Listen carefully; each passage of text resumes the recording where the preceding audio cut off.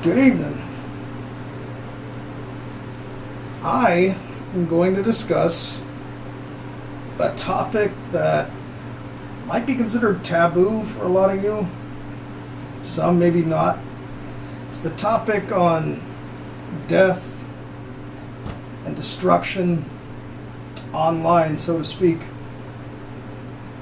Namely, I'm talking about websites that got popular 20 years ago, which aren't really in existence anymore, which I don't think even resonate with today's generation or population of woke individuals, so to speak. But what I'm speaking of is a website called rotten.com, Faces of Death, oogrish.com, steakandcheese.com, Consumption Junction, and lastly but not least, Documenting Reality. I used to spend my time on all these websites 20 years ago when I was just starting to graduate high school, when I got my first computer, which was a 1994 Hewlett-Packard, which had Windows 98 on it, and the son of a bitch was so goddamn slow, the cursor would literally move like this. Literally. I kid you not, I shit you not.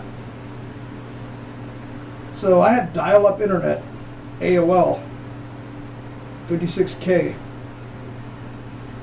And I was on all these websites looking at videos of the war in Afghanistan and Iraq at the time, and Iran. And a lot of it with the soldiers posting all their enemy kills and the aftermath of what had happened. And I used to be kind of fascinated with that stuff at the time, and I strongly considered going to war after 9/11 happened. I almost joined the Marines. True story. Not because I wanted to kill people or anything like that, but because I wanted to make a career. Because I thought being in the military would bring me a career, and that I'd, become rich, not rich, but wealthy enough to where I'd be in a better living situation than I'm in rather than the situation I'm in now, basically. And I thought it would put me through college and all that. But anyways, my mom didn't want me going to the Marines.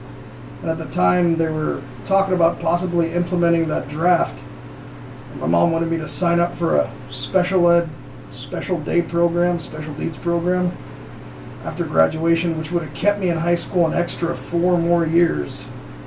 That's right. I wouldn't have been out of high school till 22 years old. And I already had a strained relationship with my mom. I think that would have sent me over the edge. There's no way that I would have stayed in high school in my early 20s or from the time I was 18, because number one, I was girl crazy. Are you going to have 18-year-old me running after high school girls when I'm supposed to be in college? I don't fucking think so. Unless I wanted to end up in prison and have a record for life. It's a good thing my mom didn't force that on me. I had to fight tooth and nail to say I did not want to be in that program. It was a program called the CBI program, Community-Based Instruction. What you basically do is the special needs kids, the ones that didn't quite graduate with full honors, have to go out into the community, clean up trash, do community work, community service basically, with no pay whatsoever. And they're forced to do this. And they're stuck in there for 4 years of their lives. Then they go out and get a day job or join a day program. They had a day program out here. I don't know what's like in other states, but they had quite a few of them here. And I was in one of them for about 6 months until I fucking went crazy. Everybody in that place was fucking disabled. And when I say disabled, I mean not on the same level that I'm on or the same level you're on, but on another level completely. These people had Down syndrome, autism to the max, no social skills whatsoever. How the fuck do you expect these people to work and do things out in the community like that? They can't even understand basic instruction. It's wrong that these programs even exist for that reason. You think just because somebody's destitute and disabled that they got to resort to cleaning up people's trash? I don't fucking think so. Anyways, I'm getting off topic here. The reason I brought this up was because during that time period, I was on the internet a lot, and I discovered rotten.com and ugrish.com. There's pictures from 9/11 of the buildings coming down and how the planes went into it, and it showed great detail of what had happened. And I was very fascinated by all these destructive images, and I still am to this day, honestly. That's why I'm a member of Documenting Reality, which is a website that shows all the realistic stuff that goes on around the world. A lot of you, most of you won't even be able to handle it. I'll tell it to you that way. But if you do manage to join, check them out. They're really good. It's very educational. And Faces of Death, which is where it all started. Faces of Death started in the 70s.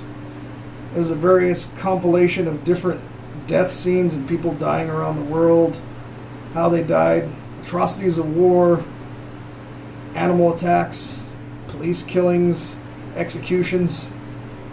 Interesting stuff, but you gotta have a stomach for it. And me, I have a pretty strong stomach because all the movies I watched back in the day were all blood and gore. So for me, watching something like that doesn't faze me and doesn't bother me, not one bit. A lot of people are shocked about that I can handle all that. But I can. I will say, though, it is different seeing someone you know die in person rather than seeing it in a video or online. It's not the same. When someone close to you dies, it still hurts. I still got that feeling inside where I care for people. Don't get it twisted, but I'm just telling you the truth. I can watch stuff like that all day. It doesn't bother me. They've got about 5 different volumes of Faces of Death. And a lot of it was online back in the day when they were phasing out VHS tapes, which is what it was, the original format that it was on. And Ugrish copied a lot of those videos.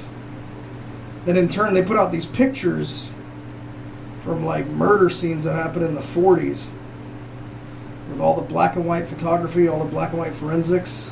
Really badass. Looking at all the old cop cars in black and white, seeing all the old .38 special guns, all the black powder cartridge guns. It was really cool looking at that. I mean, yeah, the murders, I won't say that's cool because that is fucked up, but that's what it's based off on, reality. So if you can handle that kind of stuff, I recommend you go check it out. I've been watching this stuff for over 20 years, and I get looked down upon for it. I'm going to say it's what I choose. I can choose to look at what I want. It's a free country. Nobody can tell me what I can and can't look at. And I ain't looking at child porn. So you can't say I'm doing that because I'm watching death. Yeah, but I saw the execution of Osama bin Laden and the execution of Saddam Hussein, which was back, I believe, in 2005 or 6. It was live streamed on there. A lot of people were cheering when it happened. They were clapping, like in the movie theaters. It was crazy. And they show you stuff like that. Stuff the Mexican cartels do, not just what the U.S. soldiers go through, but stuff that other countries do.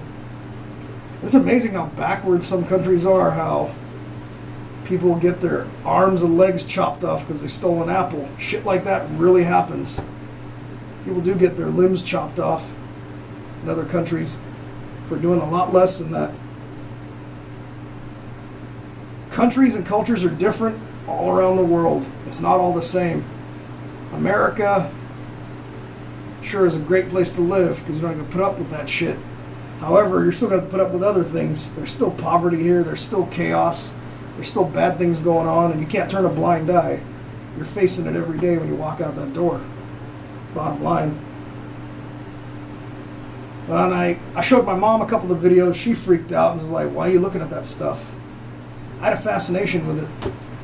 I was part of a Gothic message board as well, too, so it definitely sent out the wrong message. Put me in a bad light for a minute there, but I got over it quick. Back in the day of 56K, you know, stuff was really slow, like I said, so watching it even in school, I used to watch it in high school too. I used to show the other kids. Some were impressed, some were just shocked. And I always like doing things for shock value. That's the way I always was when I was a kid, and in high school too, and I still kind of like to shock people once in a while. That's just always been the way I am. Getting people's goats, fucking with people, seeing what they're all about, seeing how far they can go, how far I can take it. Yeah, I've done all that.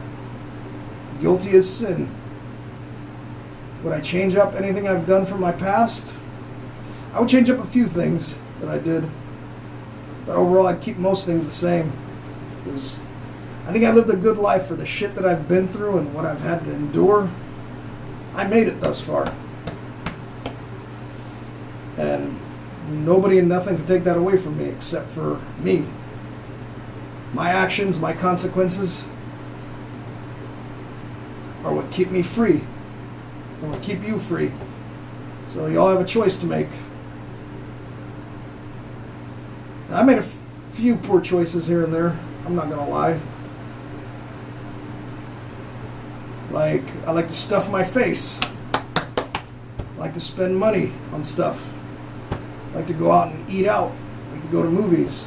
I like to buy coffee at Starbucks. I like doing it almost every day if I can. The truth is, you go broke doing that every day. I actually like looking at documenting reality every day. Going on message boards, talking shit to people, having people talk shit to me, being a total asshole at times, looking at pictures of dead people. My friend's roommate passed away, and she sent me a picture of when he died, and I posted it on the website for everybody to see. And I posted it on Facebook as my cover photo, just for shits and giggles, and I knew this guy. This guy was a funny guy, he was a good guy. I really shouldn't have done that, but I couldn't help it. She sent me that picture, all of a sudden I was overcome with lust and joy. But I had to show that to the world and post it on there. My friends on there liked it, but if the guy had a family or whatever, I'm sure they'd probably come after me because I did that. But I've done a lot of things that I'm not proud of and that I'm guilty of. But just make sure that, you know, you find your bliss and happiness. When I look at this stuff online with the war and shit, it just reminds me, you know, that this stuff's real. It's not like they show you in the movies. You know, shit really does go down. You've got kids out there dying because of these fucking militant countries that don't know shit for shit, and that run over the country like as if they own it, whereas all the people have no say. That's what makes these countries backwards. Our country's run by tyrants. Even here in America, the tyrants run it with their rules. They try to sugarcoat it, but really they want to tell you what to do. They don't want you to have a say. They want you to be sheep. They want you to flock to their every move, dance to their every beat. And that's the way it's always been. It's like that around the world. But me, I don't dance, I fight. And I'll fight for my rights 100%. I will not back down. I will not sit down. I will not go anywhere. I will be heard. That's why I'm making these videos. And you should too. Never let anyone or anything bring down your happiness and bring down what you're about. I do urge you though to check out Documenting Reality if you're open-minded enough. It would be good for you to experience that there's a lot more to life than just this. So, yeah, and check out Rotten, Ugrish, all those websites. Look them up. Look up their history. Ugrish got redirected to a site called LiveLeak, which is kind of a semi-porno site / comedy site. Steak and Cheese no longer exists. It got put under. Consumption Junction's gone. That used to be one of my favorites. They had all kinds of funny videos on there too, in addition to all the gore and blood I told you about. There's a lot of nudity on there. I used to go on there to look at all the girls. And College Humor, all the nudity. All that shit's gone. 20 years ago. I didn't think I'd be saying that, but 20 years ago. Time flies by. All I can tell you is enjoy your young years while you can, because one day you're going to get to be my age and you're going to say, I wish I had done things a little differently. Or maybe that guy was right after all.